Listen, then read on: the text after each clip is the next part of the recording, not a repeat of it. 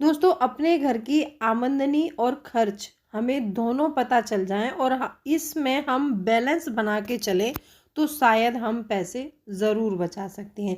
और ये हर घर की प्रॉब्लम है कि ना तो लोग अपनी आमदनी का पता करते हैं, ना ही अपने खर्चों का पता करते हैं। अगर उनसे कभी बात की जाए तो उनके मुंह से बस यही निकलता है कि हमारा तो पैसा बचता ही नहीं, हमारे घर खर्च बहुत ज़्यादा है। तो आज की वीडियो उन लोगों के लिए बहुत इम्पोर्टेंट है जिनके घर खर्च बहुत ज़्यादा हमें चलते हैं, मतलब ज़्यादा पैसे में चलते हैं। कम पैसे में जो लोग घर नहीं चला पाते हैं उनके लिए ये वीडियो बहुत ही ज़्यादा उपयोगी साबित हो सकता है। हेलो एवरीवन, मैं हूँ राधा चौहान और मेरे चैनल क्रिएटिव चौहान में आपका बहुत बहुत स्वागत है। आई होप आप बहुत अच्छे होंगे और सेहतमंद होंगे और आप लगातार मेरी वीडियो के साथ भी बने हुए होंगे। दोस्तों, आज की वीडियो रहेगी कि कम खर्च में घर कैसे चलाएं और जो महिलाएं हैं वो अपने पैसे को कैसे बचाएं।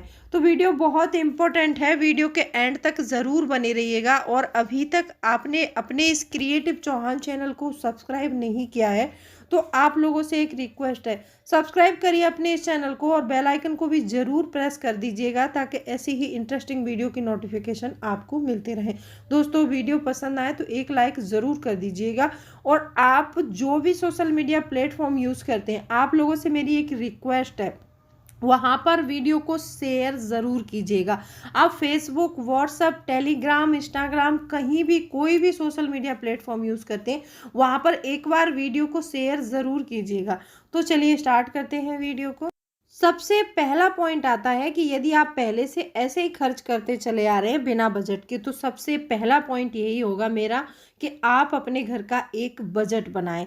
लेकिन बजट बनाते समय कुछ चीज़ों का ध्यान आपको ज़रूर रखना है। उसमें आपको क्या करना है कि आपकी जो भी इनकम आती है, जहाँ से भी आती है, जैसे मान लो आपकी सैलरी आती है, आपके किसी घर का रेंट आता है आपको, या कहीं से कोई एक्स्ट्रा इनकम आती है, तो वो सारी इनकम को पहले जोड़ लीजिए। जब आपने इनकम का पता कर लिया कि हमारी इनकम इतनी है, अब आपको अपनी इनकम को 3 भागों में डिवाइड करना है, 50, 30, 20।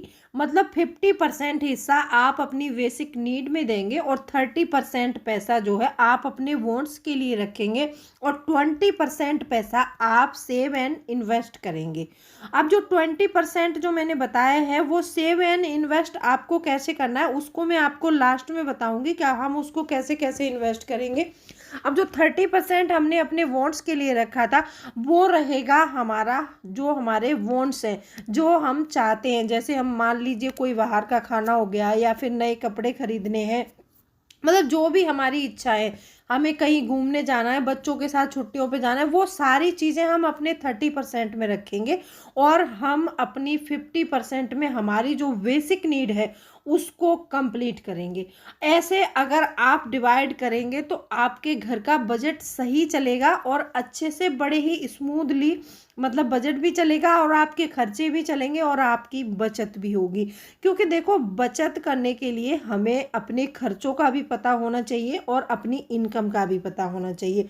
जब हम अपने खर्चे पता कर लेते हैं और इनकम पता कर लेते हैं तो ये फिर मैंने जो फॉर्मूला बताया आपको 30, 20, 50, ये बहुत अच्छा साबित हो सकता है आप लोगों के लिए।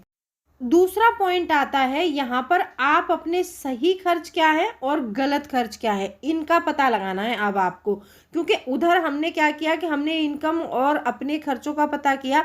अब खर्चे हमने मतलब पता तो कर लिए कि इतने एक्सपेंस हैं हमारे, लेकिन उस एक्सपेंस में कुछ ऐसे एक्सपेंस होंगे जिनको हम कट कर सकते हैं और जो कट किए जा सकते हैं। लेकिन फिलहाल में हमें देखने में लगता होगा कि ये खर्च हमारे ज़रूरी हैं, लेकिन वो खर्च हमारे गैर ज़रूरी होते हैं और हम उनको ज़रूरी समझकर पैसे खर्च कर रहे हैं उन पे।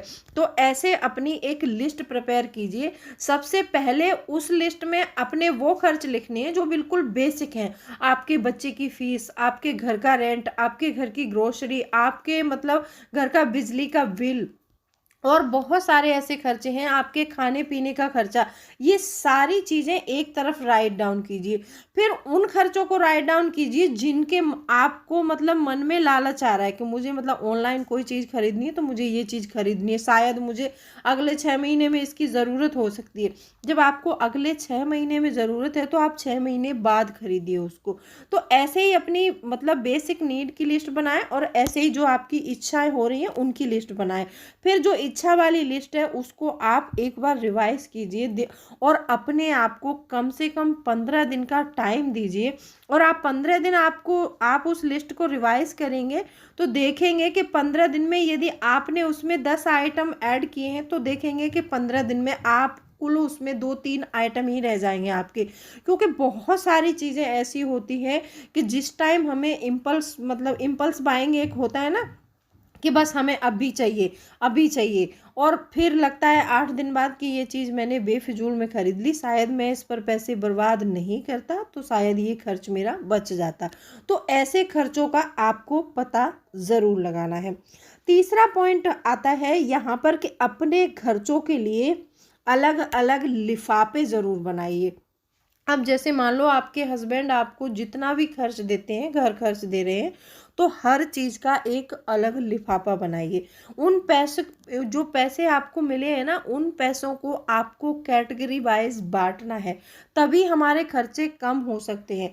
कैटेगरी वाइज बांटेंगे, जैसे मान लो हमने कहीं से हम दूध लेते हैं, पर डे दूध आता है, फिर हमें दूध का पेमेंट करना है, तो एक मिल्क का लिफाफा अलग रखिए, ग्रोसरी का लिफाफा अलग रखिए, एक फ्रूट और वेजिटेबल का अलग रखिए। ऐसे करके अलग अलग लिफाफे बनाइए और वो सारा पैसा जो आपको मिला है उसको कैटेगरी वाइज बांट कर अलग अलग लिफाफे में फोल्ड करके रख दीजिए।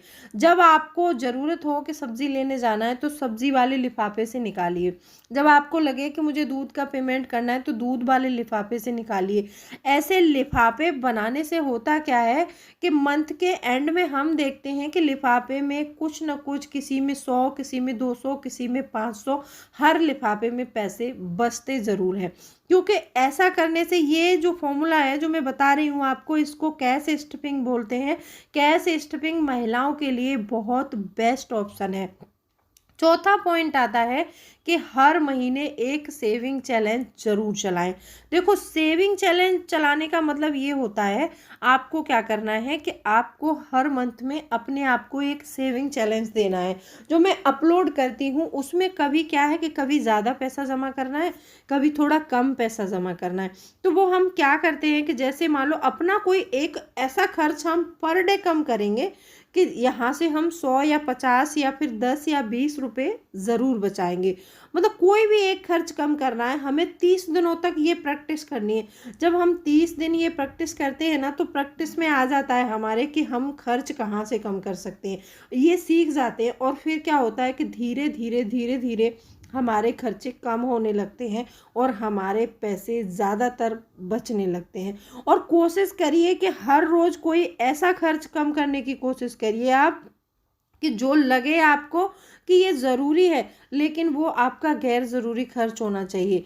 क्योंकि बहुत से लोगों को देखो ऐसा लगता है कि ये खर्च शायद मुझे करना है और सोचते रहते हैं, और सुबह से शाम तक उनको फिर शाम को जाके रियलाइज़ हो ही जाता है कि शायद ये खर्च मतलब ज़रूरी, इतना ज़रूरी नहीं था और मैंने कट कर लिया है।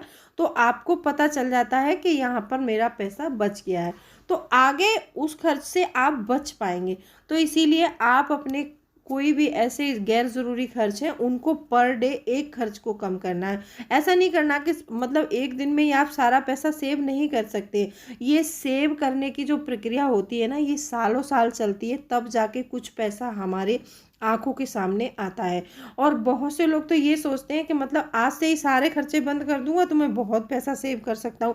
ऐसा नहीं है। और बहुत से लोग ऐसा भी सोचते हैं कि मतलब हम कम कमा रहे हैं इसीलिए पैसा नहीं बच रहा है।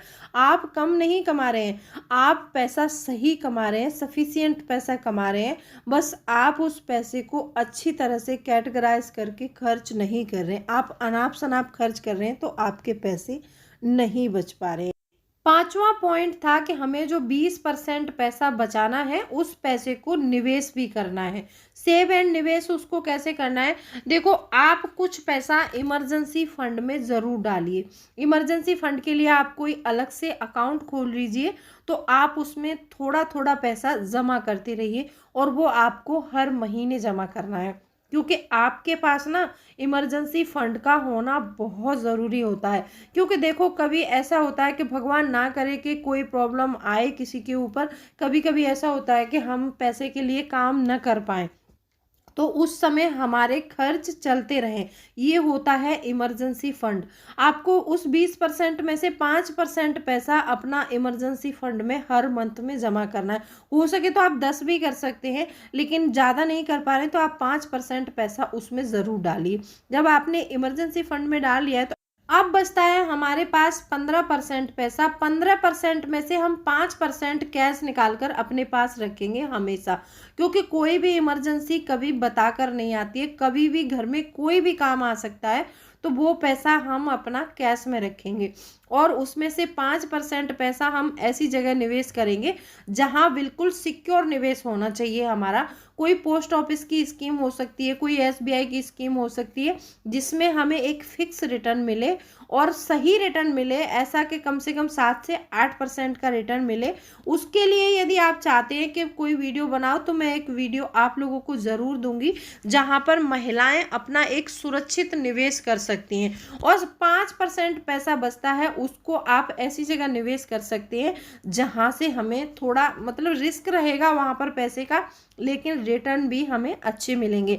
आप शेयर मार्केट में निवेश कर सकते हैं यदि शेयर मार्केट की जानकारी रखते हैं, और आप एसआईपी भी कर सकते हैं। तो ऐसे करके अपने पैसे को डाइवर्सिफाई करके निवेश करना है, क्योंकि कहीं एक जगह का पैसा हमारा डूब भी जाए तो कम से कम 2 निवेश हमारे सुरक्षित तो हैं। यदि आपके घर में कोई बेटी है और वो अभी छोटी है, तो आप सुकन्या में भी निवेश कर सकते हैं, ताकि जब वो बड़ी हो जाए तो आपको उसकी शादी की टेंशन या फिर शिक्षा की टेंशन ना हो।